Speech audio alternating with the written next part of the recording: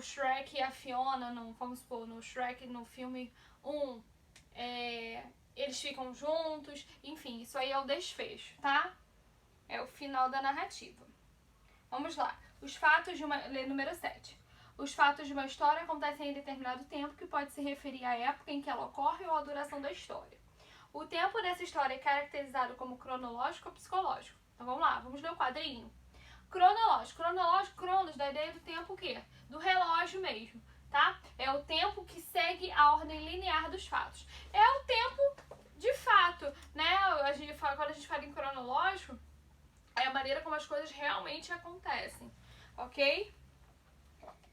E o psicológico é um tempo determinado pelo desejo ou imaginação do personagem. Por isso não segue a ordem linear dos fatos. Ela sai dessa questão do tempo certinho, marcadinho, tá? E parte para a imaginação. Então veja, o tempo dessa história é caracterizado como cronológico ou psicológico. O tempo é cronológico, vírgula, pois, embora não fique evidente quando a história se passou ou quanto tempo durou, vírgula, os dias e as noites são marcados em uma sucessão linear de acontecimentos, ou seja, tem uma ordem de acontecimentos. Tranquilo? Então, o tempo é cronológico. O lugar em um texto narrativo diz respeito ao espaço em que os fatos se desenvolvem. Em que local ocorrem os fatos da história, na história, Os Três Irmãos? Resposta. Os fatos ocorrem em 2 locais. 2 pontos. Em um reino não especificado e em um vilarejo entre as montanhas. Ok? Página 41, número 9. Tanto o tempo quanto o espaço são elementos apresentados de forma pouco definida no conto. Por que isso acontece nos contos populares? Resposta. Porque esse recurso atribui ao texto um caráter atemporal, vírgula, isto é, torna-o válido em qualquer época. Ponto. Além disso, vírgula, a não especificação de um espaço contribui para a criação de um mundo imaginário. Vamos ler aqui embaixo, conforme for eu faço uma outra observação. Vamos lá, vamos ler o quadrinho. Nos contos populares, o tempo é vago e indeterminado, ou seja, você não consegue ter uma precisão a respeito do tempo, tá? É vago e indeterminado, ajudando, já estou falando vírgula, ajudando a criar um texto atemporal. Ou seja, o tempo ele não é devidamente marcado, tá? Por isso ele é atemporal, tá? Ele serve para qualquer época. Quanto ao espaço, esse gênero normalmente não traz uma especificação exata do ambiente, do lugar. Não há, por exemplo, identificação de nome de reinos, florestas, países ou cidades, contribuindo para a representação de um mundo imaginário. Então, o que ele faz dentro dos contos populares? Ele não diz para você o tempo exato, né? Na verdade, ele não determina. Então, ele permite que você possa ler, né, e que ele seja válido para qualquer época. E na parte do espaço, ele não delimita, ele não diz os nomes dos locais. Ele pode dizer que foi uma floresta, mas ele não diz em qual floresta, e assim sucessivamente. Então, os dados referentes ao espaço e ao tempo não são devidamente marcados com precisão, ok? Vamos lá, questão de número 10. Nesse conto, o narrador revela algumas características psicológicas do rei, demonstradas em algumas atitudes suas, tá? Comportamento, enfim, todas essas questões. Que características são essas? Então, vamos lá. As características são, resposta, a de ser tolo e presunçoso, vírgula, por achar que valia mais do que as outras pessoas só porque era rei, e ao dizer que apenas sua coroa já valia a quantia mencionada pelo bobo da corte.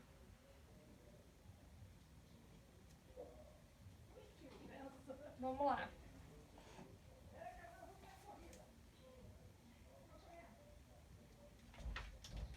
Agora só falta 42 e 43. Vamos lá. Deixa eu ver aqui. Deixa eu marcar aqui. Só um minutinho. Aproveitar e marcar aqui a página.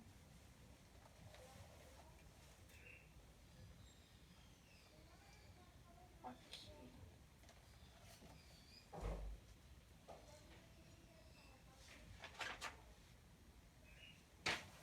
Vamos para a página 42. Releia os contos populares e aí eu vou pedir para você comparar, compare-os para identificar algumas características do gênero. Para isso, responda as perguntas do quadro abaixo. Então, os três irmãos e quanto vale o rei. Então, eu vou falar quem é o protagonista? Eu vou falar de um e de outro, ok? Então, quem é o protagonista da história? Nos três irmãos, são os três irmãos. No quanto vale o rei, é o rei, tá? Qual é o tipo de narrador?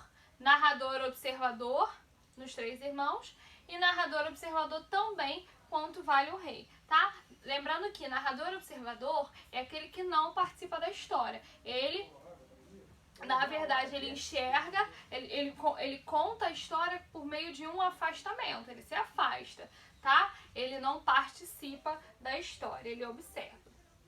O espaço onde a história se passa, descrito com clareza, nos três irmãos, não, vírgula, o espaço é pouco especificado. Então, essa resposta também serve para quanto vale o rei.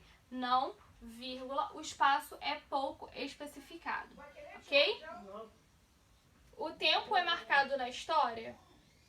Não, vírgula, o tempo é pouco especificado. Isso nos três irmãos.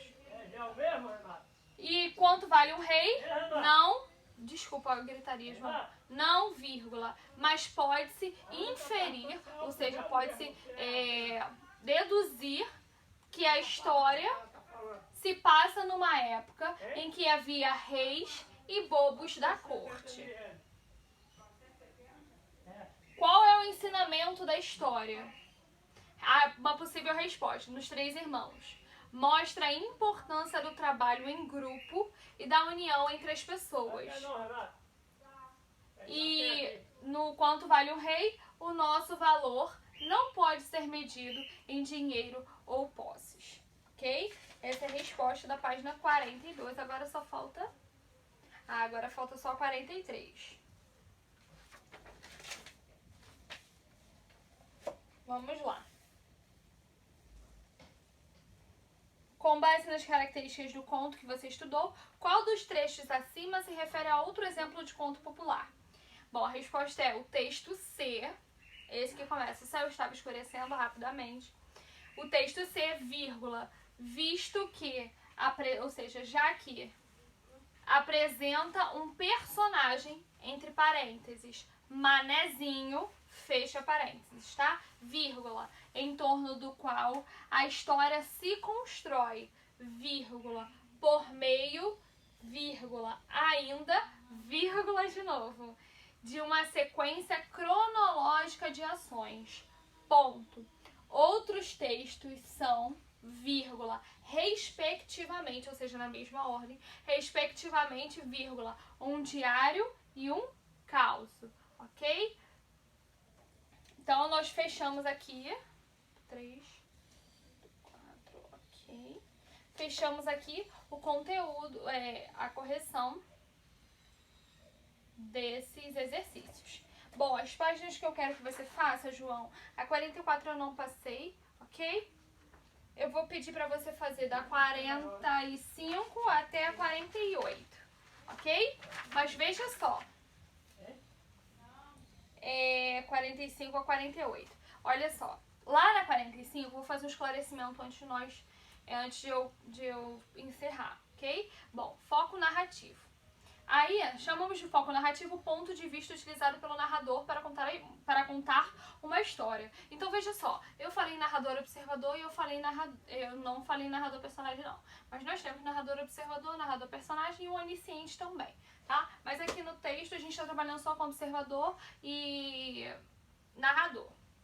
Então, o tipo de foco narrativo, ele depende da maneira como o narrador vai contar uma história, tá? Então veja só, ele está diretamente ligado. Se ele for um narrador observador, isso quer dizer que ele não participa da história, tá? Então a minha história, ela é contada... Deixa eu colocar aqui pra você. Ela é contada em terceira pessoa.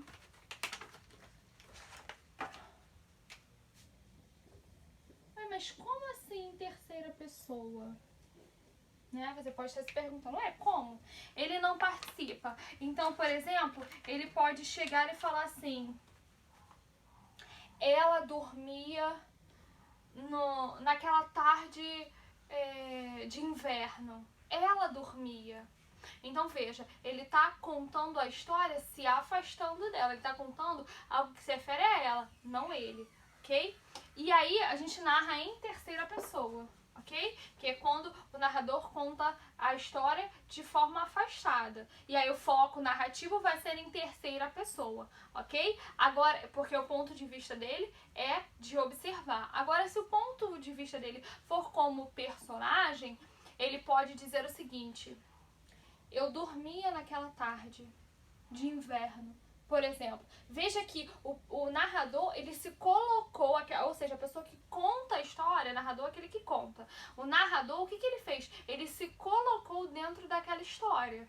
Então, ele se torna o quê? Um narrador personagem. E aí, o foco narrativo dele muda de terceira pessoa para primeira pessoa, que é o eu. E aqui o ele, ou ela, tá? Então, veja, ele vai utilizar verbos, e aí essa parte dos verbos a gente vai ver só depois, tá? Com o andamento dos nossos conteúdos. Mas veja, em terceira pessoa, tá? Ele vai utilizar os verbos em terceira pessoa, não vai ficar toda hora ele, ela, ele, ela, ele, ela. Ele pode utilizar verbos que mostrem se trata de terceira pessoa. E pode utilizar verbos, ele nem precisa falar o eu. Ele pode falar fiquei na cama até tarde. E aí continuar a história. Quem fiquei? Eu. Tá? Então veja, o narrador aqui na primeira pessoa, ele é o narrador personagem. Então, qual vai ser o tipo de foco narrativo? Foco narrativo em primeira pessoa. Foco narrativo em terceira pessoa, porque ele é um observador. Tranquilo? E aí diz o seguinte no quadrinho: foco narrativo em terceira pessoa, o narrador não participa ativamente dos fatos relatados. Dessa forma, a narrativa assume um caráter mais objetivo, tendo em vista que o narrador observa a história e transmite para os leitores o que vê. Então, o que ele faz? Ele se afasta. Ele conta do ponto de vista dele, mas sem fazer parte da história, sem que ele seja um personagem dessa história. E o foco narrativo em primeira pessoa, o narrador é também um personagem, podendo contar uma história sobre ele mesmo, o eu, aqui eu fiquei, tá? Ou sobre outro personagem. Por essa razão, traços subjetivos podem se manifestar, tendo em vista o envolvimento emocional do narrador na história, tá? Então, eu vou pedir para você fazer. Lá na página 47, ele vem explicar, ó, quando o narrador é narrador observador, aquele que apenas observa os acontecimentos, emprega-se o foco narrativo em terceira pessoa, como eu coloquei aqui. Quando o narrador é narrador personagem, ele participa da história, então emprega seu foco narrativo em primeira pessoa. Tranquilo? Então, os nossos exercícios são baseados nesse ponto de vista, né? Foco narrativo. Tranquilo? Então, veja só. Eu vou pedir para que você faça... Deixa eu só apagar aqui. As páginas que eu quero que você faça, por favor, são da 45, eu botei 45 até, da 45 até a 48, ok? Sendo que